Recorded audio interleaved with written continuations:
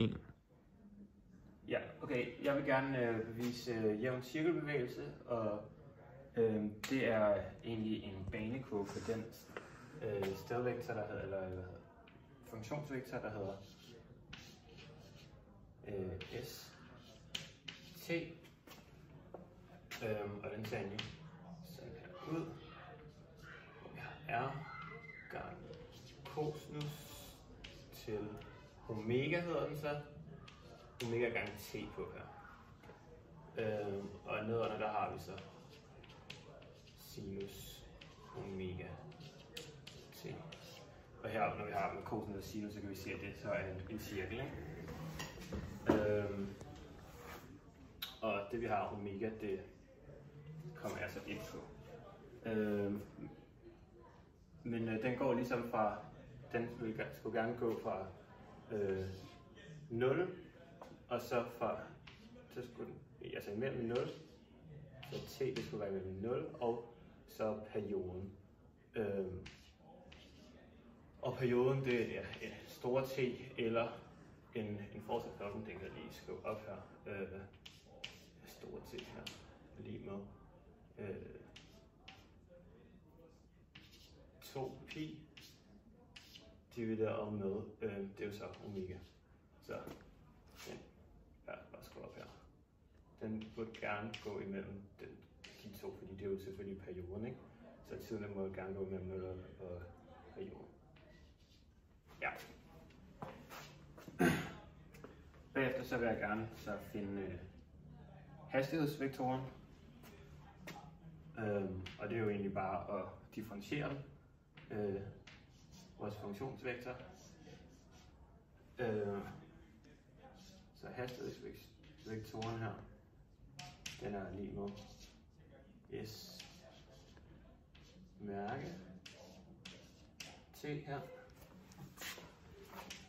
Og der tager vi så, når vi differentierer cosinus, så bliver det jo så til minus sinus, og sinus det bliver så til cosinus. Så det vi gør, vi kan skrive ind her, minus, det sætter vi til foran, fordi det kan vi lige så gøre, når det er minus sinus. Sætter vi minus foran udtrykket i første koordinate. Og så r, men vi skal så også lige huske på, at vi også skal have den indre funktion med, og det er omega gange t, så derfor så vil vi gerne have omega, fordi ja, t det bliver ligesom det fjerne i en differentiation, så den sætter vi så bare lige herud, ud ved siden af r, så vi får omega på her, og så gange sinus til omega t. Og der gør vi egentlig bare det samme hernede, der skal selvfølgelig bare ikke være minus, fordi at det siger differentiationsreglen ikke. Så det vil bare være r gange omega gange sinus til omega t. Sådan der. Det vi har ikke sinus her, det var cosinus.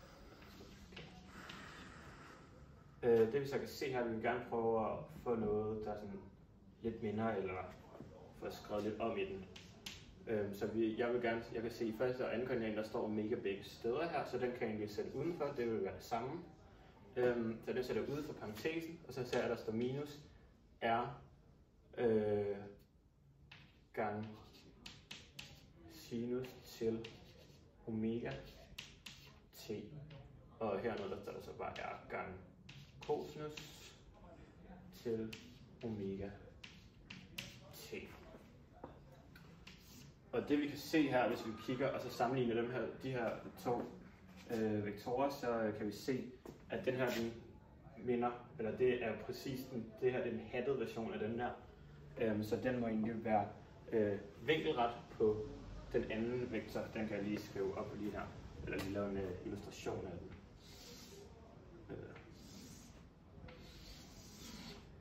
Så hvis vi har, ja, der skulle vi gerne have s, nu det er ikke så centreret, men det her det er s vektoren, og så burde v, fordi den hattede version, den burde gerne ligge vinkelret på, som vi ved her.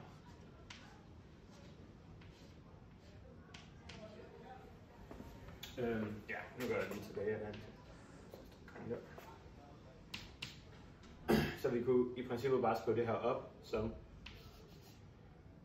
omega gange den her s funktion, og så tiden, og så hatten. Okay.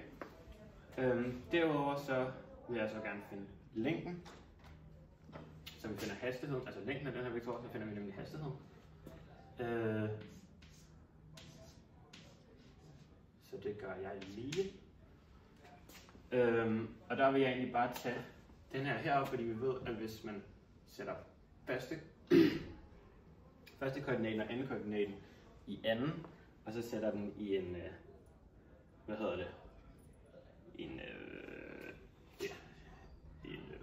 kvadratrod, så vil vi så få længden.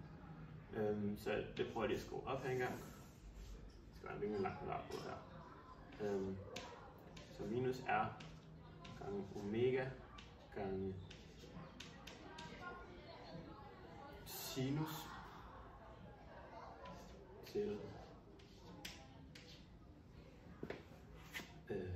ja, den der, og så sæt den i anden, og så plus r gange omega gange cosinus til omega t i anden. Det er basically sådan her, det vil se ud. Så vil jeg så prøve at reducere lidt på den, så vil den komme til, at jeg vil kunne sætte r og omega udenfor. Her, så der vil stå r gange omega. Ja. Og så vil jeg bare have sinus til omega t herinde. Det kunne være x eller hvad. Plus cosinus.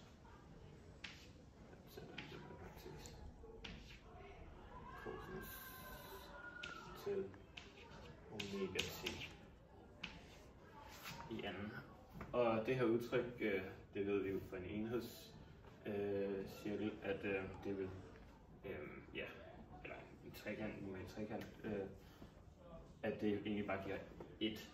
Så det vil vores udtryk, det vil ende med at komme, det vil egentlig bare hedde r gange omega gange 1. Og så reducerer det endnu mere, vi behøver ikke have det 1-tallet på, fordi det giver ligesom det samme. Ja. Så det er vores hastighed. Så vil jeg gerne finde accelerationen. Og eller vektor, acceleration giver vektoren.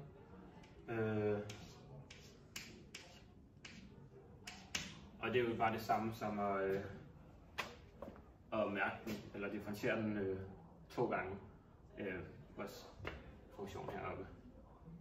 Så det er bare det samme her. Og t der.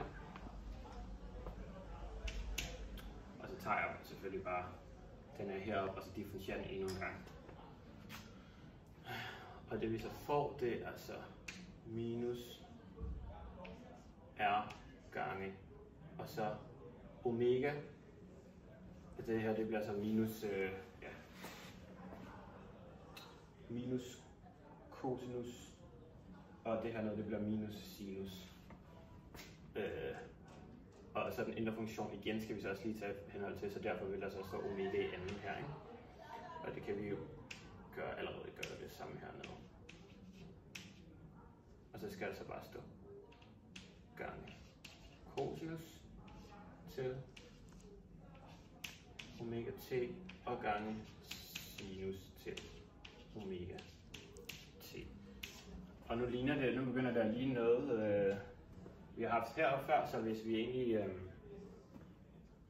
bare kigge her og sige, hvad skal vi have trukket ud, og der vil omega i anden og minus, det er det, der gør, at vi ikke rigtig, at det ikke ligner hinanden. Så det trækker jeg ud, så jeg siger omega, minus omega i anden. Og sætter den op her, så vil der bare stå R gange cosinus til omega t, og R gange sinus til omega t.